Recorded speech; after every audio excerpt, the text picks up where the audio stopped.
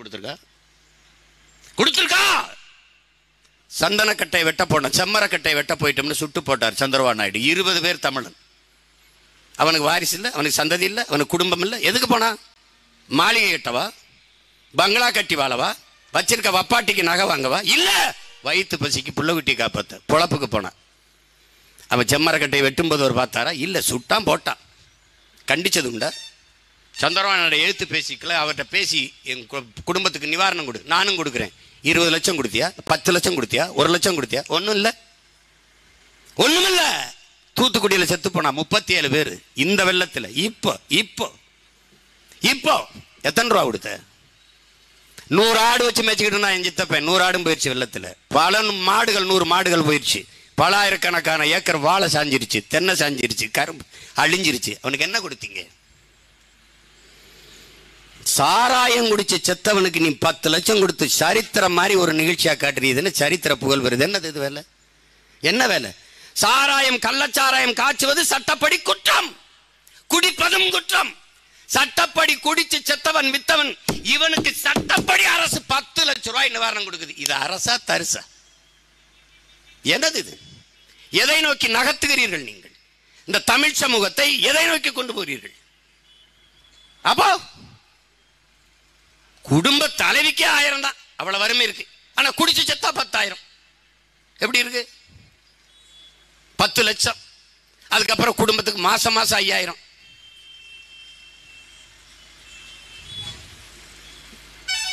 இது அரசுக்கு தெரியாது. இதுல எங்க அண்ணன் கமலஹாசன் வந்து அதுக்கு நற்சான்றிதழ். அது குடிக்காதீங்கன்னு சொல்ல முடியாது. ஏன் சொல்ல முடியாது? ஏன் சொல்ல முடியாது? மறுபடியும் ஒரு தடவை தயவு செய்து கொரோனா வரணும்னு நான் வேண்டிக்கிறேன். வந்தா மூடிடுவாங்க. குடிக்காதீங்கன்னு சொல்ல முடியாது, அளவா குடிங்கன்னு சொல்லணும். யார் அளந்து ஊற்ற போகிறது? யாரு? ஐயா ஸ்டாலினா, இல்லை எங்கள் அண்ணன் கமலஹாசனா, தம்பி உதயநிதியா? 2 அவுன்ஸ் தாங்க. போங்க போங்க, 2 அவுன்ஸ் தான்.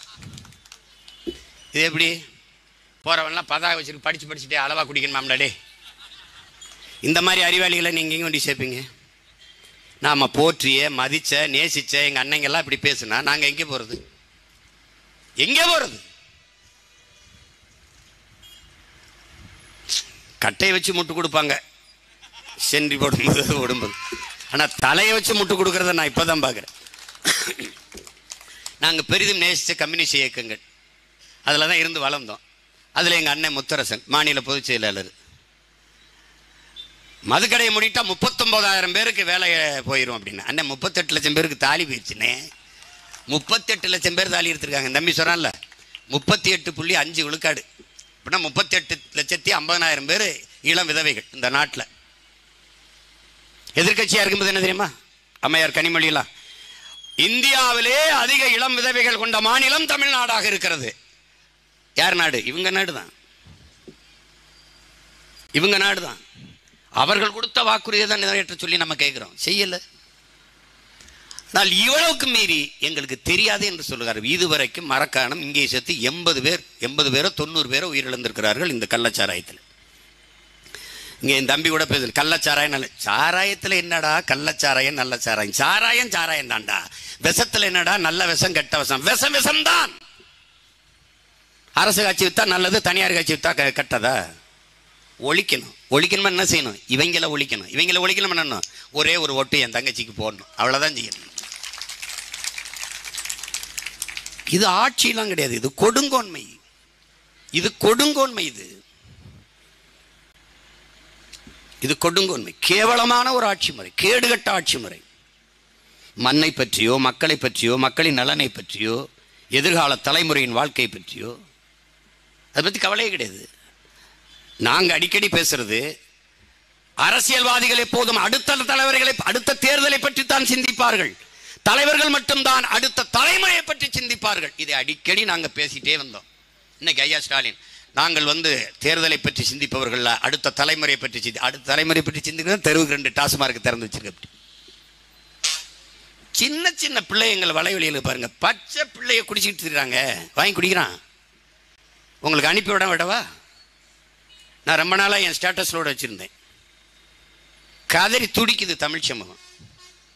கணக்கில்லாத போதை, சாராயம் மட்டுமல்ல, கஞ்சா, அபின், கொக்கைன், ஸ்டாம்பு, மாத்திரை.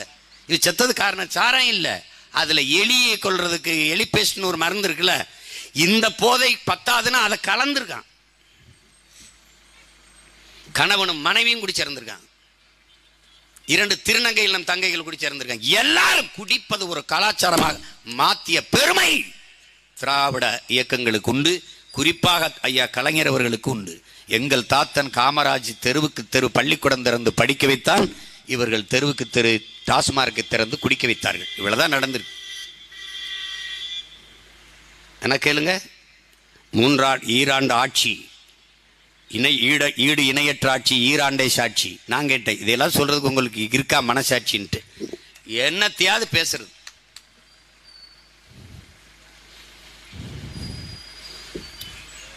இத்தனை பிணங்களையும் பணத்தை போட்டு மூடிடலான்னு நினைக்கிறாங்க பாருங்க. இன்னும் இருக்கிறவங்கள எத்தனை பேர் உயிரிழப்பாங்கன்னு யாருக்கு தெரியும்? மருத்துவர் என்ன சொல்றாங்க, அவங்க உயிர் பிழைச்சிட்டு வீட்டுக்கு வந்தாலும் எப்படியும் 1 மாசத்துக்குள்ள இறந்துருவாங்க. அங்கே இருந்தாலும் 10 லட்சம் கொடுப்பான், வீட்டில் வந்து இறந்தா என்ன நடக்கும் ஒன்று இருக்காது. பாருங்க, ஒருத்தர் சாக கிடக்கிறாரு, ஒரு மீம்ஸில் உண்மையிலே ஒருத்தர் சாக கிடக்கிறாருன்னு வச்சுக்க, சாக கிடக்கிறார், பெரியவங்கெல்லாம் உட்காந்துருக்குறாங்க, எப்படியும் போகுது உயிர், அந்த பாலுக்கு பதிலாக அந்த சாராயத்தை ஊற்றி விடு, 10 லட்சமாவது கிடைக்கும். சிரிக்காத, இதுதான் நிலைமை, நாட்டின் நிலைமை தான். வேற மாநிலத்துக்கு போனால் தமிழ்நாட்டிலிருந்து வர்றேன்னு சொல்லிடாத, இந்தியா விட்டு வெளியில் போனால் இந்தியாவிலேருந்து வர்றேன்னு சொல்லிடாத, எதையாவது ஒரு நாட்டு பேரை சொல்லிட்டு போ, இல்லைன்னா ஊமை மரியாதை பாபான்னு பேசிட்டு போ, எதையும் பேசி தொலைஞ்சிடாது, ஒரு பயம் மதிக்க மாட்டான் உன்னை. இவ்வளவு இழிவு, இவ்வளவு கேவலம், இவ்வளவு பின்னடைவு, இவ்வளவு வீழ்ச்சி, இவ்வளவு தாழ்ச்சி உனக்கு ஒண்ணு இல்ல. நீ டாஸ்மார்க் சரக்கை இவர்கள் பாதுகாக்கிற கிடங்கு குடோன் எப்படி இருக்கிறது பார், வலையொலியிலே குளிரூட்டப்பட்ட அறை, அழகாக அடுக்கி வைத்து அங்கே வாயிலே காவலர்கள் பாதுகாப்பிற்கு. ஆனால் நீ வெம்பாடு விட்டு உழுது விதைச்சு விளைய வச்ச உணவு பொருள், நெல், கேழ்வரகு, கம்பு, இந்த தானியங்களை கொள்முதல் செய்து இவர்கள் சேமித்து வைத்திருக்க கிடங்கு எங்கே? இந்த விக்கிரவாண்டியிலே ஒரு சேமிப்பு கிடங்கு காட்டு பாப்போம், காட்டு. எத்தனை காட்சிகளை நீ பார்க்கிறாய்? நானே போய் நேரில் செஞ்சிருக்கேன். பல 100,000 மூடைகளை அடுக்கி தெருவில் சின்ன தார்பாய், தெருவில் அப்படியே அடுக்கி தார்பாயை போட்டு, தார்பாய் காத்தடிச்சு தூக்கிட்டு போயிடும், மழை வெஞ்சு நினைச்சு முளைச்சிருது நெல். எளிதுன்னு எறும்பு தின்னு நாசமாக்கி என் உழைப்பு கொடுக்கிற மரியாதை இவ்வளவுதான், இவ்வளவுதான். இப்ப என்ன தேவைப்படுது? ஒரு தலைகீழ் மாற்றம். ஒன்றிய மாவட்ட தலைநகர்கள் தோறும் உணவுப் பொருளை சேமிக்கிற பாதுகாப்பு கிடங்குகள் கட்டணும். இவர்கள் கட்ட மாட்டார்கள். அவங்க அப்பா பேர்ல ஜல்லிக்கட்டுக்கு திடல், அவங்க அப்பா பேர்ல நூலகம், அவங்க அப்பா பேர்ல தொலைநோக்கு மருத்துவம், இதான் கட்டுவாங்க. இப்ப இருக்கிற மருத்துவமனையில் என்ன கூட்டம் பிதுங்கி வெளியுதா? இருக்கிற மருத்துவமனையில் பார்க்குற டாக்டர் மருத்துவருக்கு வேலை கொடுக்க முடியல, காசு கொடுக்க முடியல, சம்பளம் கொடுக்க முடியல. இருக்கிற மருத்துவமனையில் பார்க்குற செவிலியர் பணியை நிரந்தரம் பண்ண முடியல.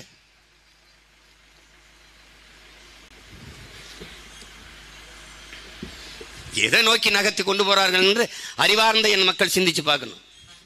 கண்ணை மூடிட்டு சும்மா உதயசூரியனுக்கே போடுறது,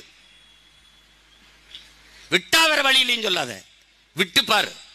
உங்கள் வயிற்றிலிருந்தே உங்களிடமிருந்து வந்த உங்கள் பிள்ளைகள் நாங்களே ஒரு பெரு வழியாக மாறி நிற்கிறோம் என்று பாருங்கள்.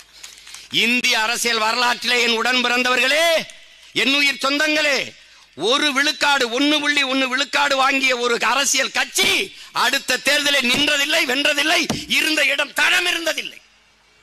இதுவரை தமிழக அரசியல், இந்திய அரசியலில் எந்த கட்சியும் 1.1 விழுக்காடு 16 தேர்தலில் 2016 அடுத்த தேர்தலில் 4 விழுக்காடு, அடுத்த தேர்தலில் 7 விழுக்காடு, அடுத்த தேர்தலில் 8.19 விழுக்காடு ஏறுது என்றால் ஒரு கட்சி சிறுக சிறுக சிறுக வளருது. அடக்குமுறை, ஒடுக்குமுறை, காசு பணத்தை கொட்டி கொட்டி என்ன வந்தாலும் எதிர்த்து போரிடுது என்றால் அது மானத்தமிழ் மறவன், வீர மறவன், எண்ணுயிர் தலைவன் பிரபாகரனின் ரத்த பிள்ளைகளுக்குத்தான் அந்த திமிரு, துணிவு, அந்த தெளிவு, பிடிவாதம் அதெல்லாம் இருக்கும். மற்றவன் அந்த கலைஞ்சு ஓடி இருப்பான். எனக்கு தெரியாதா? 1000 கோடி இந்த 500 கோடி இந்த 15 சீட்டு இருந்தான்னு கொடுக்கும் மேலே வாங்கிட்டு பெட்டி வீட்டு போயிட்டு தெரியாதா? நான் என் வீட்டு அடமான வைப்பேன், என் காட்டு அடமானம் வைப்பேன், எதை வேணாலும் அடமானம் வைப்பேன். ஆனால் என் தன்மானத்தையும் இனமானத்தையும் ஒருபோதும் அடமானம் வைக்க மாட்டேன்.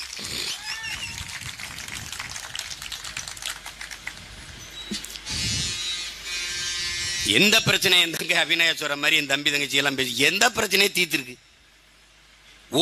ஒரு பிரச்சனைக்கு முற்று வைத்திருக்கிறார்கள் என்றதாவது இருக்கா? இருக்கா?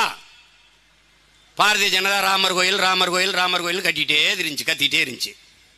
இப்ப பேச முடியல. ஏன்? கட்டி திறந்தாச்சு. முற்று கட்டி முடிச்சிட்டாரா? இல்ல, முதல் தளத்தை கட்டி மேல செட்டை போட்டு மூடி திறந்துட்டார் அவசர அவசரமா தேர்தலுக்கு. இப்ப என்ன ஆயிடுச்சு? மலையில ஒழுகுது ராமர் கோயில். சிரிக்காத, உண்மையிலே ஒழுகுது. உண்மையிலே ஒழுகுதுப்பா. எப்படி? உண்மையிலே ஒழுகுது. புரட்சின்னு கேட்கிறியே, சமூக நீதி கேட்கிறியே, மாறுதல் கேட்கிறியே.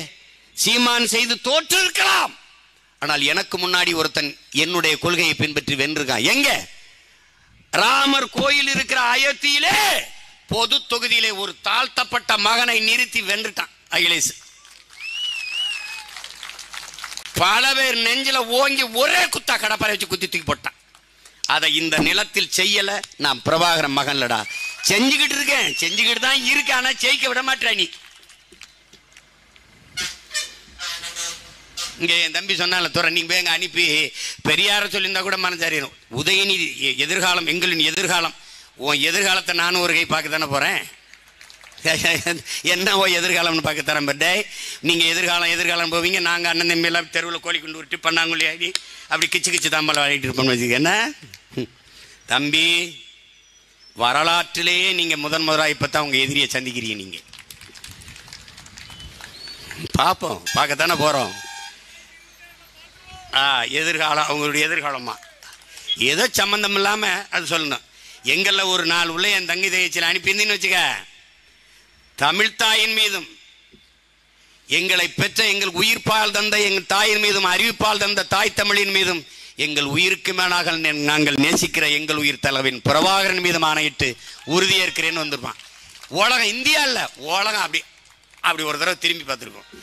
இது இன்னைக்கு நடக்கல, ஆனா என்னைக்காவது நடக்காம போகாது, நடந்துரும், நடத்தி காட்டும். இங்கே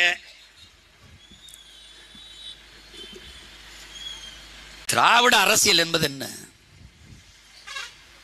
அவங்களை கேளுங்களேன். திருடுவது, திருடுகிற பணத்தை கொள்ளையடிப்பது, பதுக்குவது, ஒதுக்குவது, அதை பாதுகாக்க திரும்பி திரும்பி பதவிக்கு வருவது, அடித்த கொள்ளையிலே மக்களுக்கு 1000-500 பங்கு கொடுப்பது, வெற்று கவர்ச்சி திட்டங்களை 1000 கொடுக்கிறேன், கல்லூரிக்கு போற பெண்களுக்கு 1000 கொடுக்கிறேன், குடும்ப தலைவிகளுக்கு 1000 கொடுக்கிறேன், இதையே திரும்ப திரும்ப பேசுவது, இதை பேசி இதையே சாதனையாக மக்கள்கிட்ட சொல்லுவது, இதையும் சாதனை தான். சாராயம் குடிச்சு செத்ததுக்கு 10 லட்சம் கொடுப்பது ஒரு சாதனை தான். அவர்களை பொறுத்தவரைக்கும் ஒரு சாதனை தான், சாதனை தான். இப்ப என்ன பண்ணுவாங்க? என்ன நடக்கும்? மொத்த அமைச்சரும் விக்கிரவாண்டியில் இருப்பாங்க, மொத்த பாராளுமன்ற உறுப்பினர் 40 பேர் விக்கிரவாண்டியில் இருப்பாங்க, மொத்த சட்டமன்ற உறுப்பினர் இங்க இருப்பாங்க, எல்லா மாவட்ட செயலா ஒன்றிய செயலா இருப்பாங்க. விக்கிரவாண்டி இன்னும் கொஞ்ச நாள பிதுங்கி வெளியும். யாரும் எங்களை போல என் தங்கை தம்பிகளை போல நின்று பேச முடியாது, ஒன்று இல்லை. அப்ப எத்தனை வீடு எத்தனை ஓட்டு அது கணக்கெடுத்து ஒரு ஓட்டுக்கு இப்ப நாங்க இப்பதானே ஆரம்பிச்சிருக்கோம். வேகமானு வேலை செய்ய போக போக போக போக போக 5000 கொடுக்கலாம் இருக்கிறது 7000 ஆகும், 8000 ஆகும், 10,000 ஆகும், 15,000 கூட வரலாம் ஒரு ஓட்டுக்கு. எங்களால முடிஞ்சது அதை எங்களால முடிஞ்சது செஞ்சு விட்டு போவோம், அவ்வளவுதானே.